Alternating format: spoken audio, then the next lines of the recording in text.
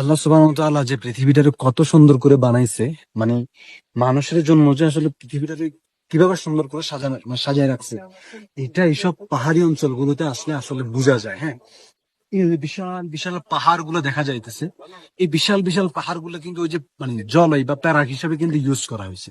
আপনি যদি পাহাড়ি অঞ্চলগুলোতে আসেন, তাহলে বুঝতে পারবেন যে মহান আল্লাহ সুবহানাহু ওয়া তাআলা যে পৃথিবীটাকে মানে মানব সম্পদ মানে মানব মানব জাতির জন্য বা তার 18,000 মাখলুকাতের জন্য যে কত সুন্দর করে সাজাইছে। হ্যাঁ, আল্লাহ আল্লাহ সুবহানাহু ওয়া তাআলা এই যে আমার মানে আমার পিছনের যে দৃশ্যগুলা, এগুলা দেখলে কেউ বলবে না যে আসলে এটা। আমার কাছে মনে হয় যে ও ইন্ডিয়ার যে একটা ইয়ার কথা বলা, হিমালয় পাহাড়ের কথা বলা হয়, সেম হিমালয় পাহাড়ের মতো মনে হচ্ছে। হ্যাঁ, মানে এতটা সুন্দর হতে পারে এই অঞ্চলগুলো বা এই জায়গাগুলো। হ্যাঁ, সৌদি আরবের বেস্ট একটা জায়গা হলো আভা। আভা শহরটা মানে বেস্ট একটা জায়গা।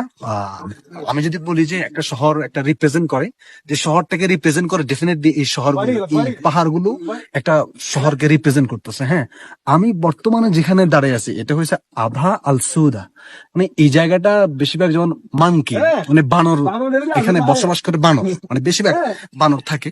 এই যে আমার পিছনে যে পাহাড়গুলো, আমরা উপরের যে ভিডিওগুলোতে দেখছি, এগুলোতে আমরা দেখছি যে বিভিন্ন বানর বা এখানে মানে বসবাস করে। এটা বানরেরই জায়গা exact। হ্যাঁ, তো আশা করছি পৃথিবী জুড়ে বা পৃথিবীর ভিতরে এত